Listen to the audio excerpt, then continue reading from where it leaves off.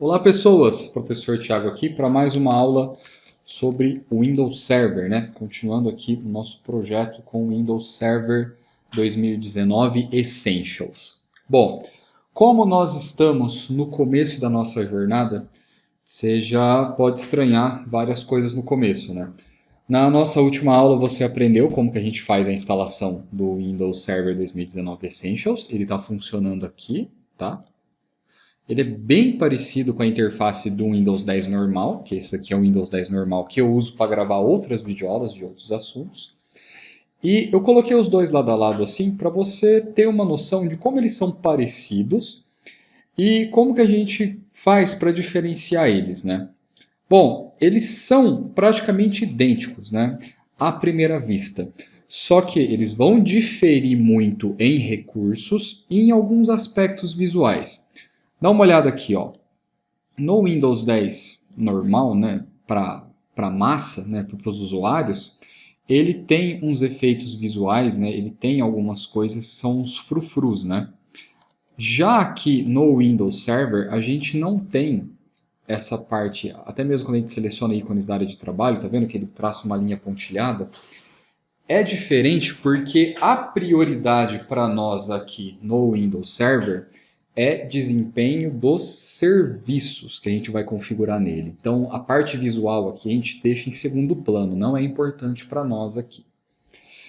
E, bom, o tema da nossa aula de hoje vai ser configuração de rede entre dois Windows. Então, eu tenho que bater um papo de algumas coisas da VirtualBox e eu também tenho que demonstrar algumas coisas, alguns macetes de virtualização. Como você está vendo aí na tela, eu estou executando duas máquinas virtuais ao mesmo tempo. Vamos dar uma olhada como que está a parte de recursos do meu computador. Olha só, estou usando 93% da minha memória e 50% do meu processador. Quem está usando mais o meu processador agora está sendo a VirtualBox, porque está executando duas máquinas virtuais, né? E a parte da memória RAM, quem está usando mais aqui, pasma, é o Chrome. Então, quando você for assistir as videoaulas, deixa o Chrome fechado. A mesma coisa vale para o Microsoft Teams. Se a gente estiver fazendo as aulas remotas, deixa o Teams fechado na hora que você estiver usando a VirtualBox. Tudo isso para economizar a sua memória RAM. Tudo bem? A parte dos drives da vida, né? Deixa fechado também que não vai ser essencial agora. E outra coisa interessante que a gente vai notar aqui são que outros programas, por exemplo, fotos do Windows, né? A gente acha que não usa nada de memória RAM, né? Ele está usando 300 megas, não sei para que aqui, né? Mas está usando. Ele está aberto aqui, porque eu tenho uma explicação para dar para vocês sobre a parte de redes, mas eu quero que vocês sempre fiquem de olho no gerenciador de tarefas para identificar o que vai atrapalhar você na hora de realizar as práticas, se for o seu caso. Então, gerenciador de tarefas é seu melhor amigo. Quanto menos programas abertos você tiver, quando você estiver trabalhando com virtualização, melhor. Beleza? Bom, vamos lá. Deixa eu contar um pouco de história agora e a nossa teoria que a gente vai fazer. Abrir aqui nossa parte, nossa imagem, né? Vou explicar para vocês como que funciona a grosso modo o paradigma cliente-servidor. Pois bem, dá uma olhada na topologia dessa rede aqui. Você está percebendo que você não aprendeu muito redes de computadores ainda e eu posso estar atropelando algum assunto que você ainda vai estudar no curso. Meu propósito não é esse. Eu não vou te ensinar redes de computadores agora. O que eu vou te ensinar é como que a gente interpreta o papel do servidor dentro de uma rede. Aqui a gente tem uma topologia super simples, como se todas as máquinas estivessem ligadas diretamente ao servidor. A gente sabe que isso é irreal em muitos casos fisicamente. Por exemplo, você não tem nenhum computador na rede que está chegando nele 30 cabos. A gente sabe que não é assim que acontece. As redes modernas elas têm um negócio chamado concentrador. Esse concentrador é o quê? Ele é um switch, na maioria das vezes. Então, chegam Aqui está o que eu achei. Nossa, de novo, Google. Chegam todos todos os cabos nesse concentrador, inclusive o cabo do servidor. Todo o gerenciamento da rede, ele é lógico, ele não é físico. Então, tudo que a gente for configurar na nossa rede, geralmente a gente vai ter que configurar no servidor. E na nossa disciplina de GSO 2, a gente tem o foco todo especial aqui na parte de servidor. Então, a gente vai configurar todos os nossos serviços dentro do servidor aqui no Windows Server 2019 Essentials, tá? Bom, vamos lá. Antes da gente configurar qualquer serviço, né, dentro do Windows, a gente tem que assegurar que esse Windows está funcionando dentro de uma rede. E como que a gente emula isso, sendo que a gente está usando máquinas virtuais? Parece meio estranho, mas tem como a gente fazer. Eu vou mostrar aqui para vocês uma coisa. Deixa eu abrir o meu VirtualBox. Tá aqui, ó. Então a gente tem algumas informações. Dá uma olhada aqui. Tem outras máquinas virtuais. Eu tenho o Windows 10 que está executando, e ele marca aqui que está executando. Eu tenho uma outra máquina Windows 10 que está desligada. Eu tenho o nosso Windows Server 2019 que também está executando. E eu fiz uma cópia dele aqui, que está só salva, está parada, não está executando. Então, são duas máquinas executando.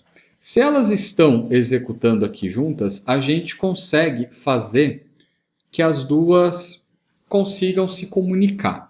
Só que para elas se comunicarem, elas têm que ter, primeiro, uma placa de rede, pelo menos uma placa de rede, e essa placa de rede ela tem que estar definida como rede interna. E aonde que eu vejo isso? Quando a gente clica aqui em cima, ó, ele dá uma série de informações. Uma delas aqui, ó, é rede. Então, o que a gente considera adaptador? Adaptador para nós é a placa de rede. No caso aqui eu tenho dois adaptadores, o 1 e o 2. O primeiro está como rede NAT e o segundo está como rede interna em NET, para a nossa máquina o Windows 10. Ok, vamos dar uma olhada agora na nossa máquina Windows Server 2019. Eu também tenho, ó, uma placa de rede como NAT e a outra como INET. O que a INET significa?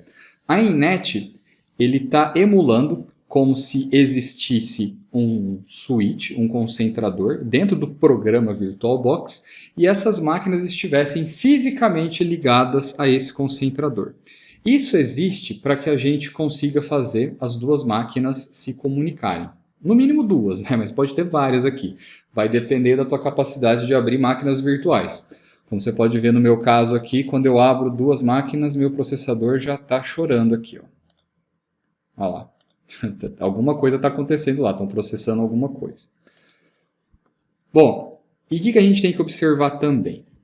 Deixa eu abrir aqui nossas máquinas virtuais, ó, as duas aqui abertinhas. Aqui em cima, ó, você está vendo que eu não estou trabalhando com a janela maximizada e nem em tela inteira. Isso aqui é de propósito. Eu gosto de trabalhar assim porque eu tenho acesso fácil a esses menus. Aqui no menu dispositivos, ó, eu consigo controlar toda aquela parte de periféricos que a gente viu em outras disciplinas do curso de manutenção e suporte. Mas o que vai interessar para nós aqui, ó, é a parte de rede. E aí ele tem esse checkzinho aqui, ó, para habilitar a rede 1 ou a rede 2. O que é a rede 1 e a rede 2? São os adaptadores que a gente vai utilizar. Então, são as placas de rede. Quando a placa de rede está habilitada no modo NAT, eu consigo navegar na internet dentro dessa máquina virtual. Então, se eu abrir o Edge aqui, eu vou conseguir navegar na internet. A mesma coisa para essa daqui. Nessa daqui, ó, em dispositivos e rede, você vai ver que as duas estão desabilitadas. Aí o que eu vou fazer? Eu vou vir aqui e eu vou habilitar a rede 2, que é a rede interna. Você vai perceber que o Windows ele vai reconhecer alguma coisa aqui, ó. Olha lá, ele reconheceu e ele está detectando que não tem internet. E não é para ter mesmo. O que a gente quer fazer aqui é configurar de modo que essas duas máquinas consigam conversar entre si, tá? Mas para a gente conseguir fazer que essas máquinas conversem, a gente tem que entender um mínimo possível, por exemplo, de como que as redes funcionam. Então eu vou fazer um breve resuminho para vocês aqui, usando essa imagem e o bloco de notas.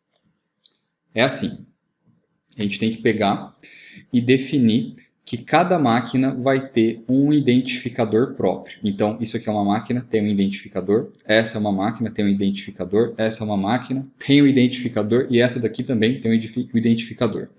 A gente chama esse identificador de número IP. Então, toda máquina dentro da mesma rede tem um IP diferente. Tá? O IP não pode repetir na mesma rede. Então, se a gente tem 1, 2, 3, 4 máquinas, a gente precisa de 4 endereços IP. Então, o que a gente vai fazer? A gente vai usar o endereço de IP mais comum para que o exemplo fique mais fácil e você até encontre alguma coisa familiar no seu dia a dia. Eu vou começar aqui pela anotação do servidor.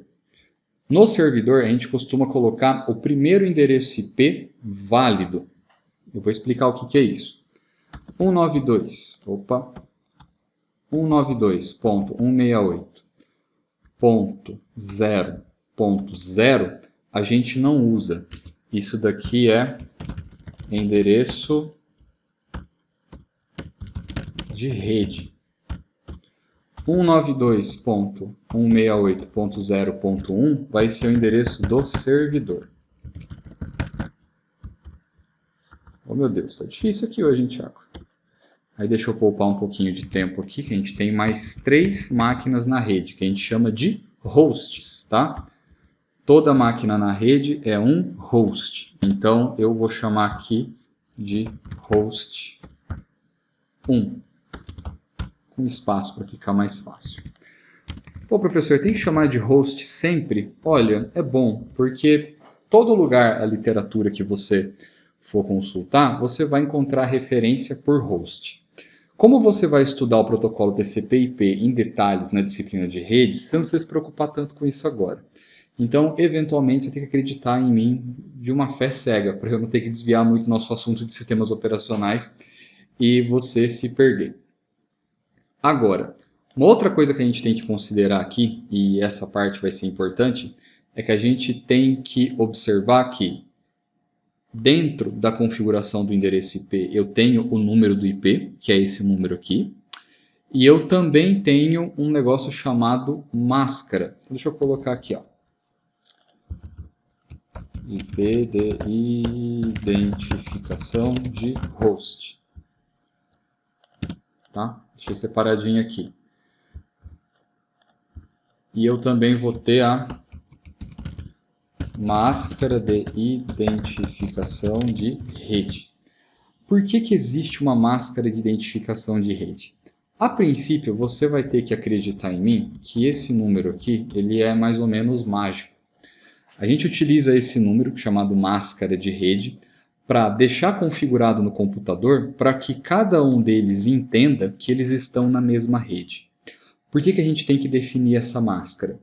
Dentro do protocolo IP, a gente tem a possibilidade de partir de maneira lógica computadores que estejam conectados fisicamente na mesma rede. Então, todos os cabos estão chegando no mesmo switch, beleza, maravilha. Só que eu consigo deixar separada a configuração.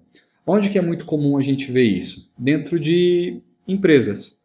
Então, você tem a rede do administrativo e a rede da fábrica, por exemplo. Fisicamente, as máquinas estão conectadas, só que quem está no escritório não consegue acessar a máquina da fábrica e vice-versa.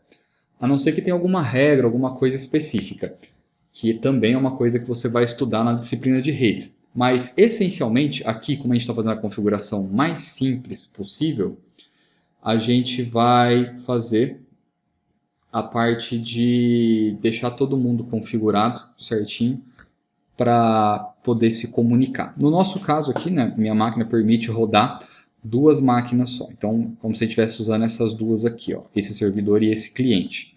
Então, o servidor, a gente sempre vai configurar ele com o final 1 e a gente vai usar essa máscara. E o nosso host 1 a gente vai colocar como final 2 e usando a mesma máscara. Afinal de contas, eles estão na mesma rede. Fora isso, o que mais que eu tenho que identificar? Eu tenho que identificar o gateway. O que a gente entende como gateway de rede? O nosso gateway ele vai ser o servidor também. Por que ele vai ser o servidor? Existem algumas estratégias de implementação de rede que eu não preciso ter necessariamente apenas um servidor na rede. Como assim, Thiago? Eu posso ter um servidor, uma máquina física, que ela vai ficar muito direcionada para a parte de internet. Então eu chamo ela de servidor de internet. O único trabalho dela é fazer o serviço de rede, de compartilhamento de internet, de gerenciar o que os usuários podem acessar e tudo mais. Aí, tudo bem. Por que é uma vantagem a gente fazer isso? É uma vantagem a gente mexer com a parte de rede e de serviços de servidor separado, porque se um deles quebrar, né, se parar de funcionar, a rede inteira não para de funcionar. Isso é uma coisa útil para a gente. Quando a gente vai configurar todos os serviços no mesmo servidor, na nossa gíria a gente chama de X-tudo. A gente vai fazer um servidor que executa todas as atividades. E isso não é tão legal. Como nós aqui estamos trabalhando no ambiente de virtualização, de aprendizado, a gente vai fazer assim para aprender a fazer. Mas profissionalmente o ideal é você ter ter 2 ou mais servidores ali para que funcione tudo mais redondinho. Tá joia? Bom, outra configuração que a gente vai ter que fazer, tem bastante configuração da parte de redes, né? A disciplina de redes deveria vir antes dessas vezes, né? A gente vai ter que, deixa eu acertar isso aqui que eu gosto de deixar bem configuradinho, tá? A gente vai configurar um negócio chamado DNS. Ó, a parte de DNS, a gente pode usar esse número padrão aqui, tá? 888. Por quê? DNS é um serviço que existe na internet e ele serve para traduzir os endereços dos sites para endereços IP. E eu vou mostrar para vocês um comandinho chamado ping, que ele serve para mostrar se a gente consegue comunicação com algum site e qual que é o endereço IP desse site. Dá uma olhada aqui, ó. CMD. Então está aberto aqui meu CMD, né? Eu vou dar um ping no uol.com.br. O que ele está me retornando aqui? Para fazer o favor de deixar as coisas mais complicadas no meio da minha explicação, ele retornou um endereço IP chamado IPv6, que não vai servir muito aqui para o meu exemplo, porque vai me levar cada vez mais para a área de redes que eu não quero mexer com isso. Então, pare do ping. Deixa eu tentar o ping em outro lugar que não vai retornar isso. Se bem que eu acho que a configuração do IP vai depender... deu certo aqui agora. A parte da transição das versões do IP está acontecendo no Brasil até que rapidamente esse ano, né? Então, a gente tem sites que estão usando o endereço IP v4, que é esse aqui do Terra, 208.84.244.116. E o UOL, por exemplo, que está usando o endereço de IP v6. Eu vou deixar essa explicação para a disciplina de redes, eu não vou entrar nisso aqui agora. Vai demorar muito tempo e não é o nosso foco aqui. Eu só estou fazendo essa explicação sobre endereços IP para a gente poder fazer essas configurações lá no nossos Windows. O que significa o DNS? O DNS ele faz a tradução do que significa terra.com.br para qual endereço IP que é.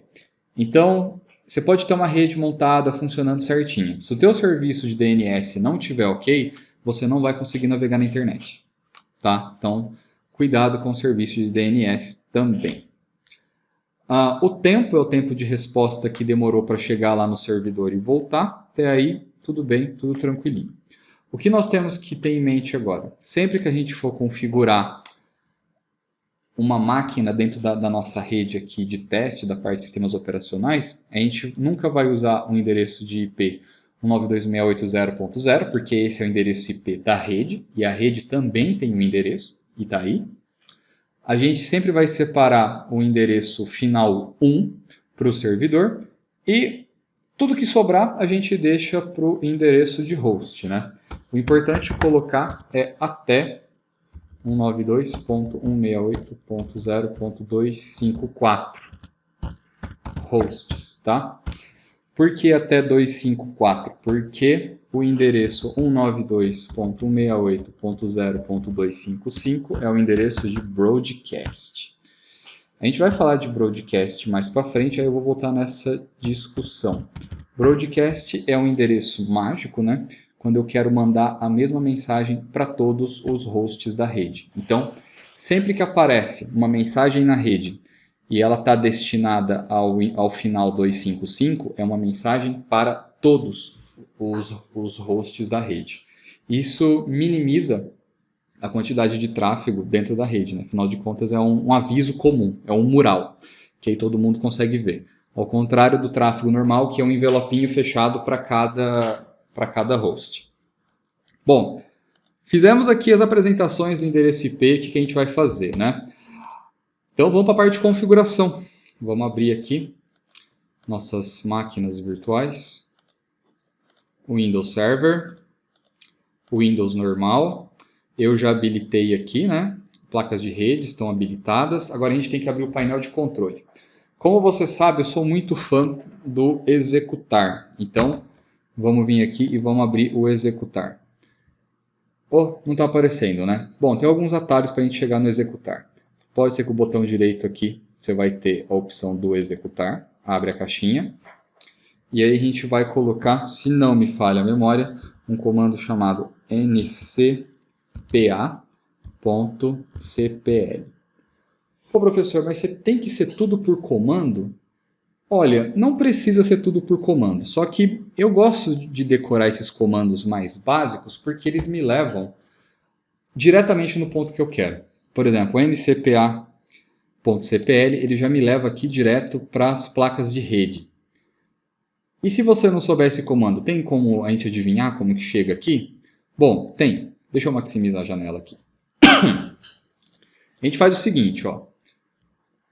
Vou vir aqui de novo no executar. E esse você vai ter que lembrar sempre, que é o control. Control, painel de controle. Traz você aqui para o painel de controle. No painel de controle, você tem acesso a várias coisas do computador. Uma delas é a parte de rede e internet. Então, clica aqui na parte de rede e internet. Aí ele te dá várias opções, né? Então, exibir status da rede, conectar a uma rede, tudo mais. E as opções de navegação na internet. Então, vamos clicar aqui para entrar dentro da central de rede e compartilhamento. Dentro da central de rede e compartilhamento, a gente tem várias opções. Uma delas é alterar configurações do adaptador. Você já sabe que o adaptador é a placa de rede. Então, você vem aqui e vai chegar no mesmo lugar daquele comando. Viu que a volta é bem maior, né? Então, como você quer ganhar produtividade no seu serviço, fazer mais em menos tempo, vai pegando a manha de deixar decorado esses comandos, tá? Bom, o que nós vamos fazer aqui agora? A gente vai vir aqui, botãozinho direito em cima da placa de rede, a gente vai em propriedades. Repara que ele tem poucos recursos visuais, né? Ele arrasta aqui, ele traz o retângulo antes, né? O foco dele não é deixar bonitinho, não. Então, se eu tiver assim, normal. Bom, aqui eu tenho várias configurações da placa de rede. Então, permite alguns compartilhamentos, tudo mais. O que vai interessar para nós aqui, ó, vai ser protocolo IP da versão 4. Deixa ele marcado, seleciona e vem aqui no botão propriedades. Quando você olhar aqui na parte de propriedades, o que você vai observar? Tem a opção de obter automaticamente, que você vai aprender lá na disciplina de redes como que isso funciona, só que para nós aqui, nós vamos definir manualmente. Por que a gente vai fazer manualmente? Para eu assegurar que você vai seguir as configurações que eu quero e minimizar a quantidade de problemas possíveis. Olha só. O que está pedindo aqui para nós? Está pedindo o endereço IP do servidor, então a gente já definiu aqui no nosso planejamento. Está pedindo a máscara de subrede, então a máscara de identificação de rede está aqui, é essa daqui. O gateway padrão é o nosso servidor, então a gente vai repetir o IP aqui. E o DNS está aqui, 888. Ele pede um DNS alternativo, mas não é obrigado a gente colocar aqui. Lá em rede você vai ver que é obrigatório, mas aqui para mim não. Vamos então colocar aqui os nossos endereços. Vai, 19, eita, aperta no unlock, Thiago. 192.168.0.1. Quando eu bater a tecla Tab do meu teclado, ele vai querer preencher a máscara para mim, ó. Então ele já colocou até a máscara padrão. E agora coloco o gateway 92.168.0.1, que é o mesmo IP do servidor. E vamos configurar o DNS 8.8.8.8. O que a gente faz agora? Só dá o OK para tudo, tá? Não esquece de dar os OKs. Dá o OK, dá o fechar. E agora ele vai tentar identificar e ele ainda vai manter essa mensagenzinha de erro, ó. Primeira coisa, não confie nessa mensagem de erro do ícone do Windows, que ele está reclamando que não tem internet. E não é para ter mesmo, porque a gente está configurando a nossa rede interna do VirtualBox. A gente não está configurando a rede com a internet, tá?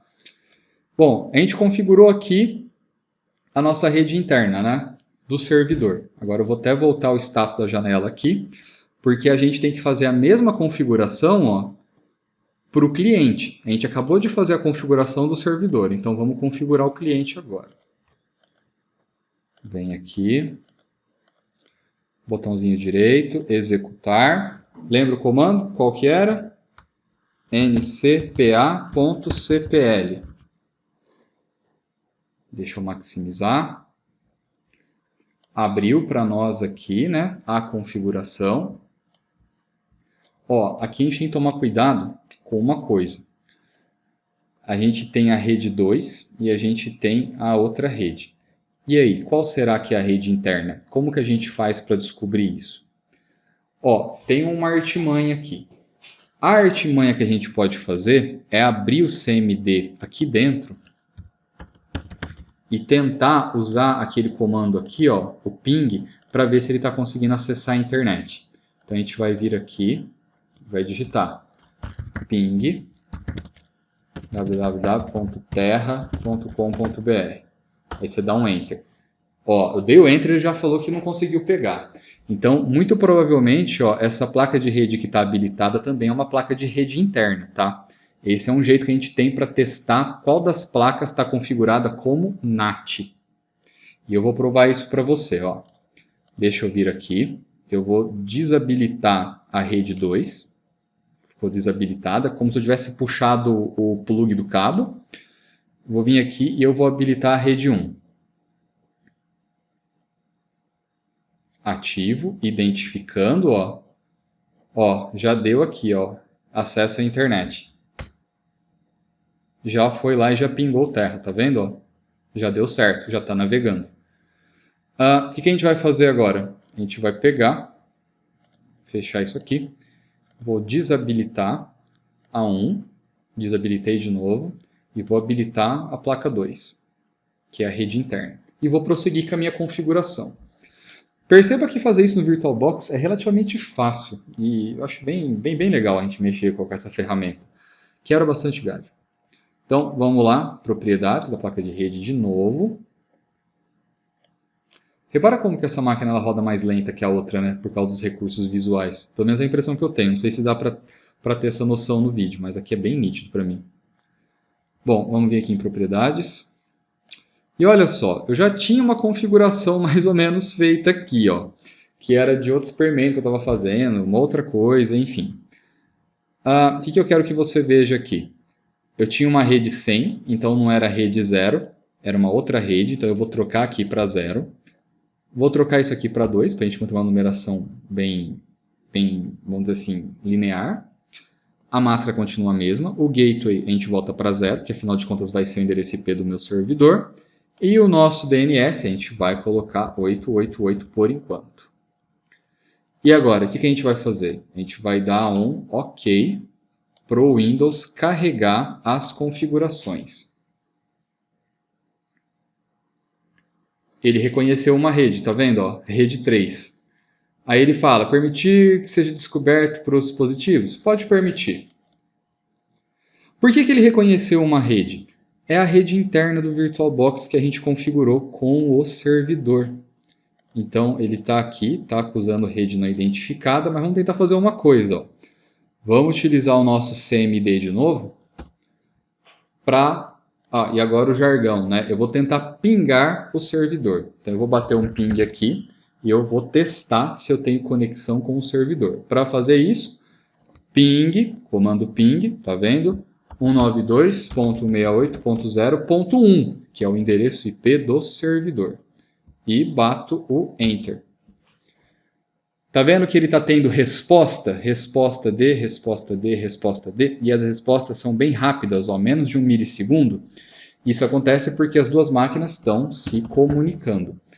A nossa Windows 10 está se comunicando com o Windows Server. Agora vamos fazer o oposto. Vamos chegar aqui no Windows Server. Deixa eu maximizar. Vamos lá, abrir o CMD aqui. Ping 192.168.0.2, né? Que é o nosso host. Também está comunicando. O que a gente fez aqui? Colocamos as duas máquinas na mesma rede. Ah, Thiago, mas aqui embaixo está com o símbolozinho, está ruim aqui. Não se esqueça, isso aqui está reclamando que não tem internet. E nosso objetivo agora não era internet mesmo, era a configuração interna entre as duas máquinas. E por que a gente tem que fazer essa configuração interna entre as duas máquinas? Como a gente vai configurar serviços, né, no Windows Server, eu preciso ter uma máquina para consumir esses serviços. E eu já quis deixar o nosso outro Windows aqui, ó, configurado, bonitinho, para quando a gente fizer as coisas conseguir testar neles. Tá joia? Ó, eu sei que são muitos passos, que não é uma coisa totalmente trivial, então você vai ter que fazer um resumo, né, fazer uns exercícios para fixar isso. Sugiro que você estude porque esse procedimento de configurar IP na máquina é extremamente importante e trivial. Não dá para você chegar para alguém e falar, ah, eu sei mexer no Windows Server sem saber configurar endereço IP. Tá joia? Então, obrigado e até a próxima aula.